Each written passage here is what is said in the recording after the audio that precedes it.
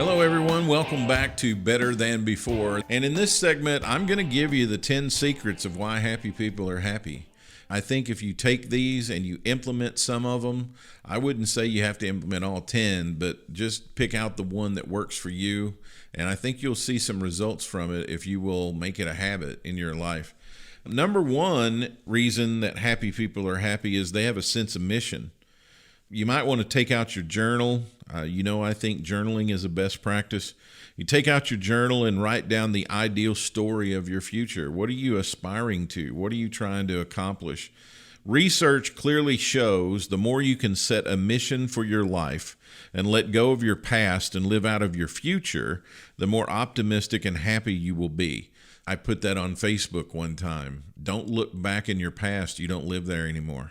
You are always moving forward into the future, and the only power we have is in the present. So if we spend some of the power we have now in this present moment designing and laying out our future the way we want it, we'll have a better chance of actually achieving that. When you're living out of something that is exciting like the future, you become engaged and you get happy thinking about what's going to happen, and you get more joyful. So you need to find out your future story. You can plot it out and write out the future story of your life. Pick up a pen and start doing it. I also said on Facebook one time, when you're writing the story of your life, don't give the pen to somebody else. It needs to be your story. You can conceptualize and visualize any kind of story you want going forward, but that's the story you need to tell yourself, and it will make a huge difference. Number two, you need a strong social network. And I'm not talking about social media. I'm talking about real life, living, breathing human beings to converse with. You have to work at nurturing relationships with live people, not in chat rooms, not on Twitter, not in Facebook, and those things are fine, but you need the companionship and friendship of real live human beings. They did a study where both groups were asked to do 5 acts of kindness. And one group over 7 days and one group over 1 day. And the group that was asked to do the acts over 1 day had an immense increase in happiness. They did a bunch of kind things for people. And so you can do that more easily if you know folks. And if you have deeper relationships with them, you know what makes them happy. And when you do something to make somebody else happy, you automatically get the boomerang effect of being happy as well. Number 3 is being physically fit. And so I would just say I've struggled with this my whole life, ever since not being an athlete anymore, especially gaining some pounds and not being as flexible as I used to be. And, what I would say though is just move your body some, move it on a daily basis, make some kind of commitment to move around and get some exercise, walk around the block, get outside, do some stretching, buy a treadmill, whatever you need to do, but don't be too sedentary. Get up, move around, stretch yourself, and then work yourself into a steady workout program, but don't go nuts right away, because you'll send yourself into chaos and stress and pain, and you'll say you're never doing that again. So take it easy and build yourself up over time and flex your body. It feels good to do that. Number 4 reason why happy people are happy is gratitude. Robert Inman's did a research group who wrote down 5 things they were grateful for 5 times a week over 10 weeks. And they were way more happy and optimistic than people who don't do that. For years, I've had a best practice with my clients to ask them to complete a gratitude list. I've got a gratitude list that I add to in my journal all the time. My main gratitude list is on a document that's in the cloud, so I can get it on my laptop, on my iPad, on my iPhone, wherever I need it. And so when bad things happen or I'm having a bad day, I can look at my gratitude list and it immediately flips my attitude, because the things that are on my gratitude list are far more important than whatever is bothering me today. Number 5 reason why happy people are happy: savor life. You just make time on a regular basis to enjoy life's simple pleasures. A beautiful sky, a thunderstorm is a wonder. Watching the lightning and the clouds and the rain that falls all the way from the top of the sky to the floor of the ground, a nice cup of coffee, another person, People are really, really interesting, and you can just savor and appreciate the time you have with people. Walking on the trail, taking a bicycle ride, in the fall and winter, if it's too bad to do that, maybe take a virtual tour online. Sarah was here last week talking about virtual reality. Doing that obviously has good effects on people and their happiness. Have conversations with people. Schedule some time to savor life. And the things that get scheduled, obviously, are the things that get done. So if you don't make time for it, you're not going to do it. So make some time to just appreciate and savor life. Number 6 reason why happy people are happy is they have a commitment to being helpful. And so they volunteer. This can be formal or informal. You can formally volunteer at an organization. You can informally volunteer to help a neighbor or a friend or something. You find out somebody's going through some tragedy or hit some rough spots. You can take them a meal. You can, bless them in some way. But being committed to being helpful will be awesome. I know people buy coffee for people they don't know that are behind them in line at Starbucks. One of my favorite things that I like to do is if I can be somewhere where I'm having breakfast, lunch, or dinner, and I see somebody I know, and we say hi and we're cordial, I just pick up their bill. And I tell the server, I say, don't tell them until I'm gone. Because I don't want them to try to reverse it and pay. So it's just wonderful. The next time I see them, it's like, man, I appreciate you buying my dinner the other night, or whatever. I'm like, oh, just trying to be helpful.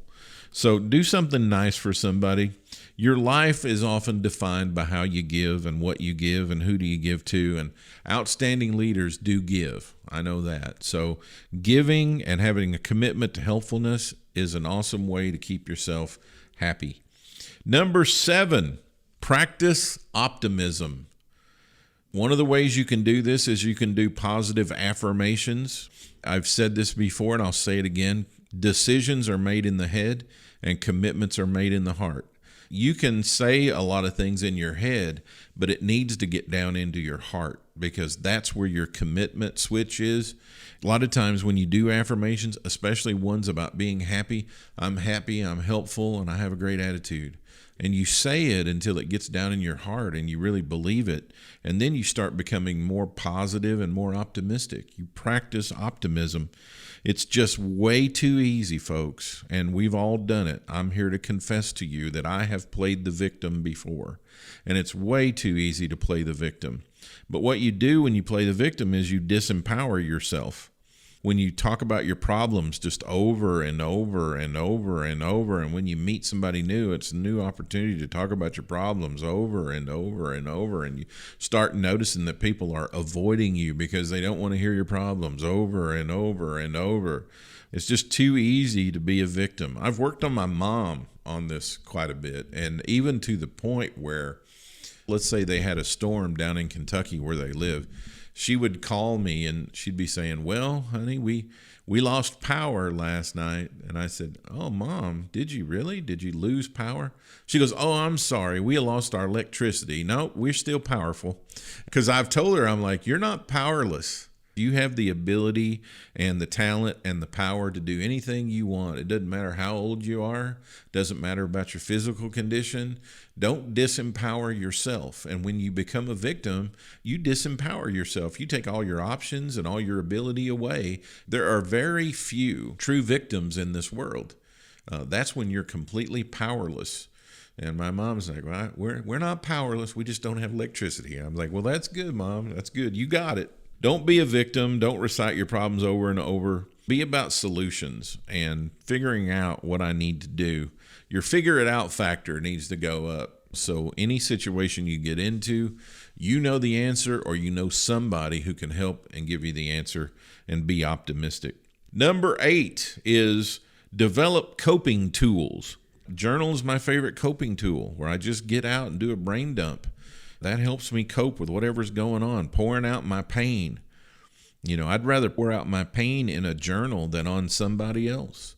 There's nothing wrong with doing that. And some people are really good about it. Some people you don't want to do it with because they're just going to turn around and reflect your pain on somebody else or gossip about you or something. And you got to be careful who you pour out your pain to. And I can trust my journal. My journal isn't going to go tell anybody.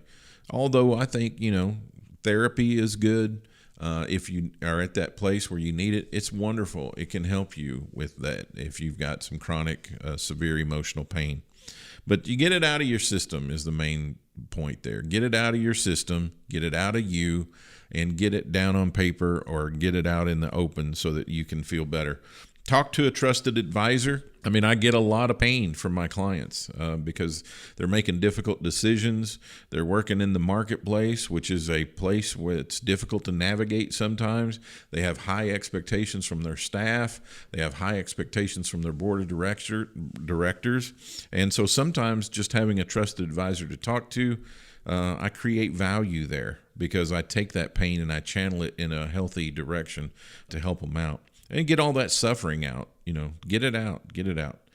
Develop coping tools. Reframe your difficult times to more positive times and turn it around and grow from it.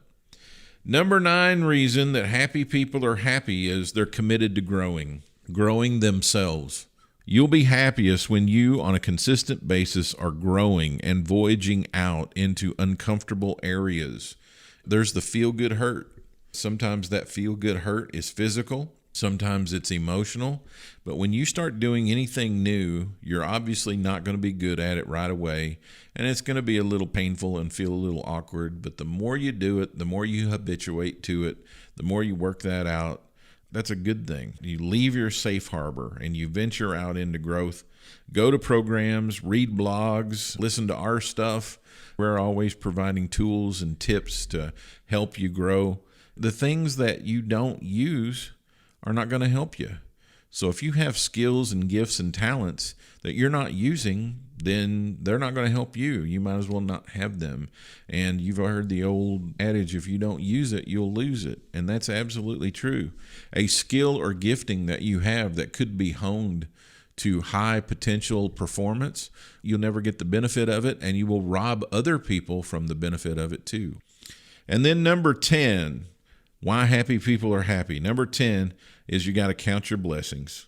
Martin Seligman, I talked about earlier, Dr. Seligman, proved that people who wrote down 3 good things that happened to them every night, so that day they said, I'm going to write down 3 good things that happened to me, were significantly happier than other people. They don't even have to be really important. It could be that somebody smiled at you. It could be that you remembered to buy everything on your list at the store. It could be that somebody let you into traffic. It doesn't have to be this huge celebratory thing, just 3 good things that happened to you today. And as you think about them, it rehearses your mind and it causes you to develop a habit of expecting at least 3 good things to happen because you're looking for it, because you're wanting to put it into your list every night. And it just puts you in a little bit different viewpoint and framework to be happy. So I got 3 action steps for you. If you're not in the happiest place right now, or you probably are going to find yourself at some point in an unhappy place, we all do, how can you get out? Well, here's 3 quick action steps for you. Number 1, I want you to think about the happiest person you've ever met, and I want you to write down 5 things about them that you noticed. What's the 5 things about them that made them that way that you noticed that you could put into a list? Number 2, pull out your journal, and if you don't have one, go buy one today. Get a journal and write down your ideal future story. I think that's a powerful one. How do you want life to be for you? Because you're the only one that can decide if that's what you want and have expected. You don't want to live somebody else's life. If somebody else's life takes a left turn, that may or may not disappoint you, probably won't. But if your life takes a left turn, it's going to disappoint you. So you need to be very clear on what it is that you expect. How do you want life to go for you? You might say, well, you just setting me up for disappointment. No, I'm trying to help you avoid disappointment and get on a path where you'll be a lot happier because your expectations are clearer and in a more positive way. And finally, the third action step is, what's keeping you from living your fullest and happiest life? And which one of the 10 things I just gave you are you not doing? Because that might be your key right there. Which one of the 10 secrets of why happy people are happy are you not doing today? I would immediately start doing that one, because that's probably the key to turning your attitude and your happy state around. Thank you for listening to Better Than Before with Tony Richards, a business leaders podcast powered by Clear Vision Development Group. For more resources from Tony, visit clearvisiondevelopment.com. Join us next time for another episode of Better Than Before with Tony Richards.